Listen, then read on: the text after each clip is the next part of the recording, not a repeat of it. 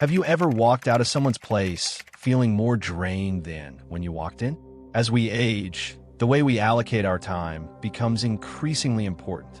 Time, and even more crucially, the company we keep, grows in significance.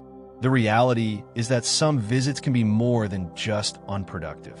They can sap your energy, disturb your tranquility, and negatively impact your emotional health. The tricky part is that we often don't recognize this until it's too late. In this discussion, we'll explore 4 types of individuals whose homes you should steer clear of visiting after 65, regardless of how much free time you think you have. Whether it's out of routine, obligation, or a misguided sense of courtesy, many of us find ourselves at these places without realizing the effect it has on our mental and emotional well-being. Today, we're diving deep into this topic so you can make more informed decisions about where and with whom you choose to spend your time. Stick around until the end, as understanding who to avoid is just as crucial as knowing who to cherish. These 4 individuals may appear innocent, but their presence could be subtly undermining your joy. By the time you notice, the harm may already be irreversible. Once you identify these behaviors, you'll gain the ability to safeguard your well-being, establish positive boundaries, and enjoy your best years with those who genuinely support you. Now let's dive in. 1. The perpetual grumbler. Some individuals seem to be perpetually stuck in a cycle of discontent. Even when circumstances are favorable, they manage to find a reason to frown. You know the kind. Upon entering their space, you're met with a heavy sigh and a litany of grievances about their health, the economy, or a perceived lack of care from others. It's irrelevant if the sun is shining or if they've just received uplifting news. There's always something amiss. If you linger too long, you might find yourself caught in their web of negativity. It's infectious, and spending time with someone who consistently voices complaints can subtly shift your own perspective, whether you're aware of it or not. It's not merely about enduring a few negative comments. It's the emotional burden they impose that weighs you down. The longer you remain in that environment, the more you internalize their discontent. It's easy to get caught up in the weight of other struggles, feeling as though you're shouldering their burdens alongside your own. While it's important to support friends and family during tough times, it's crucial to recognize the difference between someone experiencing a temporary setback and those who have embraced negativity as a lifestyle. Some individuals seem to seek out sympathy rather than solutions, drawing you in repeatedly until their issues start to feel like your own. It's essential to maintain boundaries to protect your own well-being while still being there for those in need. The challenging aspect is that they often don't appear harmful initially. Many who voice their discontent begin with minor comments, like a bad night's sleep or a small issue with a neighbor's dog. However, it quickly escalates into a continuous loop of grievances about life's injustices. Despite your attempts to provide guidance, they rarely take any steps to improve their situation. You'll find that no matter how much time you invest in listening, the same issues persist without resolution. The same frustrations repeating themselves, and here's a point to consider. If you attempt to steer the discussion towards something uplifting, they'll push back. They may disregard your positivity or twist it into yet another grievance. Share a positive experience with them, and they'll somehow downplay it or relate it to their own struggles. Eventually, you'll notice that each encounter leaves you feeling more depleted than rejuvenated. If you enter someone's space feeling good but exit feeling tired, annoyed, or even somewhat despondent, it might be time to rethink those interactions after 65. Your time is incredibly precious, and it shouldn't be wasted on someone else's constant negativity. It's perfectly fine to show kindness, but don't confuse that with compromising your own peace of mind. You are not obligated to bear the burden of someone else's refusal to pursue happiness. Moving on to the next point. Not everyone who invites you into their space does so out of genuine fondness for your presence. Some may have ulterior motives. Some people invite you over only when they need something, and the moment you arrive, you can feel it. At first, it might seem innocent enough. Maybe they ask for a small favor, something that doesn't seem like a big deal. But over time, you begin to notice a pattern. They don't reach out to check on you. They don't invite you over just to chat. Instead, every visit comes with an expectation, something they need you to do, something they want from you. The tricky thing about manipulative people is that they rarely make their requests obvious. Instead, they disguise them in guilt, obligation, or even flattery. They'll say things like, "I don't know what I'd do without you," or "You're the only one who understands." They might talk about how lonely or helpless they feel, making you feel responsible for their happiness. And before you know it, you're fixing their leaky faucet, driving them to run errands, or spending hours doing things for them instead of enjoying your own free time. Here's the problem: these relationships are not built on mutual respect. The true friendship or family bond is about give and take, where both people support each other. But with a manipulative user, the balance is always off. You give, they take, you make time for them. They expect more, and when you start to notice that your visits leave you feeling obligated rather than appreciated, that is a sign that something isn't right. Some people might justify this by saying, well, they don't have anyone else, and that might be true, but ask yourself, if the situation were reversed, would they be there for you? If you needed help, would they drop everything to assist you the way you do for them? If the answer is no, then you have to wonder, are they really a friend or just someone using you for convenience? One of the most telling signs of a manipulative individual is their reaction when you say no. If you turn down a request and they respond by making you feel guilty, disappointed, or even angry, that's a clear indication that their intentions are not rooted in genuine companionship, but rather in control. After reaching a certain stage in life, the last thing you want is someone who views your kindness as a chance to exploit you. Your time is precious, and your energy is limited.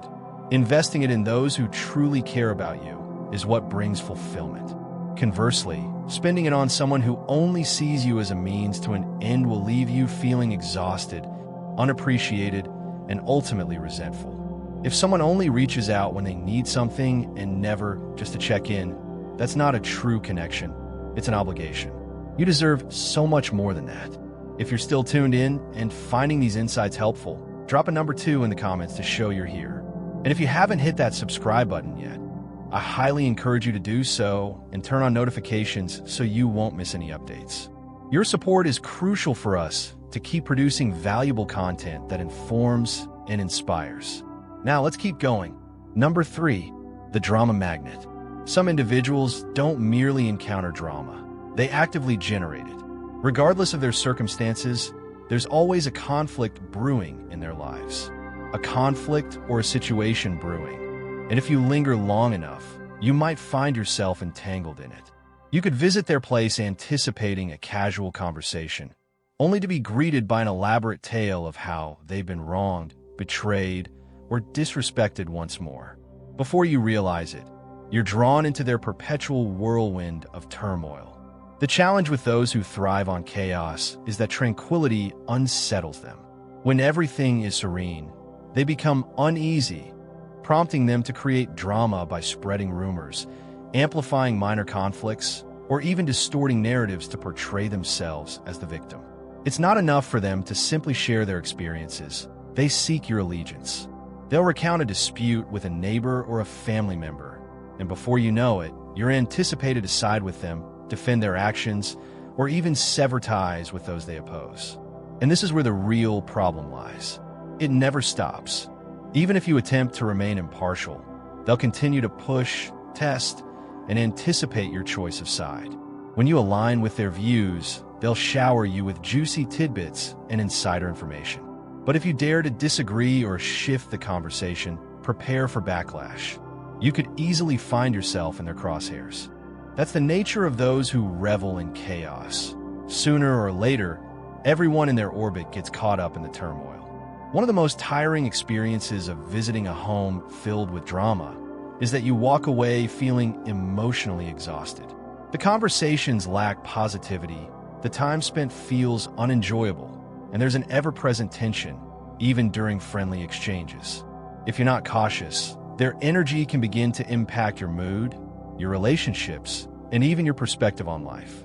Some might confuse this for enthusiasm or excitement, thinking they simply have a lot happening, but true friends don't pull you in a needless stress. True friends create an environment where you feel safe and at ease, not like you're navigating a minefield of words. If a space feels more like a war zone than a sanctuary, it's worth questioning why you continue to return. As you mature, you come to understand that tranquility is invaluable. If someone feeds off chaos at the cost of your happiness, it's perfectly acceptable to distance yourself. You have no obligation to engage, endure, or shoulder their emotional weight. Once you reach 65, it's essential to surround yourself with those who uplift you and bring happiness into your life, rather than those who view you merely as a spectator for their ongoing issues. Fourth on the list is the negative nostalgic. Some individuals remain anchored in bygone days, not in a way that fosters warmth or insight, but rather in a manner that ensnares them in bitterness, regret, and resentment. When you step into their space, discussions inevitably revert to what went awry, who let them down, or how life has treated them unfairly. Regardless of how much time has elapsed or the good fortune present in their lives today, their attention is perpetually fixed on what they have lost instead of what remains. Initially, it may appear to be harmless nostalgia. After all, everyone enjoys reflecting on the past occasionally. However, with this negative lens, it transcends mere memories and becomes a cycle of reliving disappointments. They will resurrect old family disputes, past betrayals, or missed chances, and the more they engage in these narratives, the deeper they plunge into resentment. This dynamic impacts you too, as no matter how optimistic you strive to be, they will invariably steer the conversation back to regret. Have you ever realized that after hanging out with specific individuals, you begin to view the world through their lens? That's the risk of being around someone who is overly focused on the past. Before you know it, you might catch yourself ruminating on your own regrets and disappointments.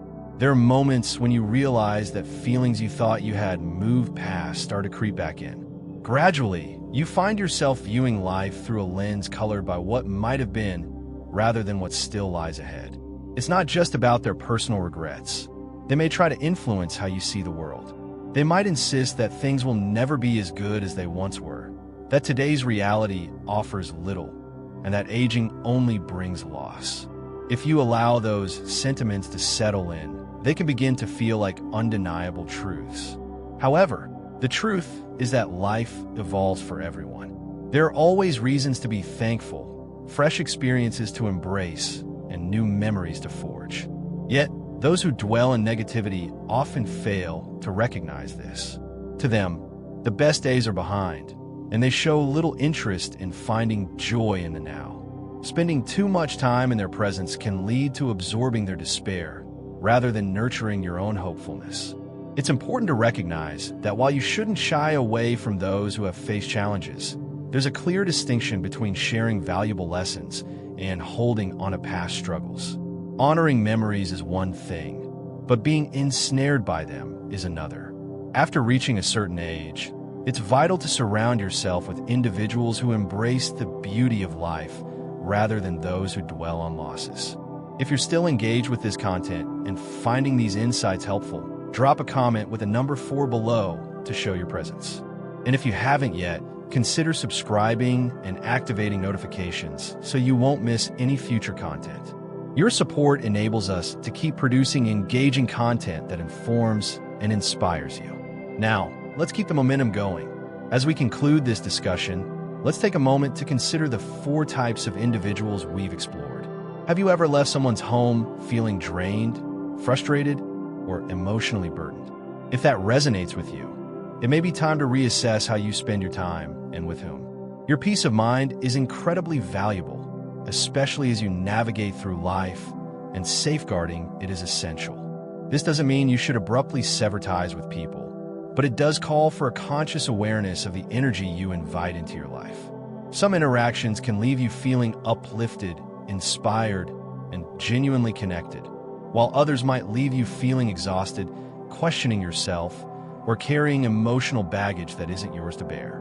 When you start to really notice how you feel after being with someone, you'll quickly recognize the contrast between relationships that uplift you and those that drain your energy.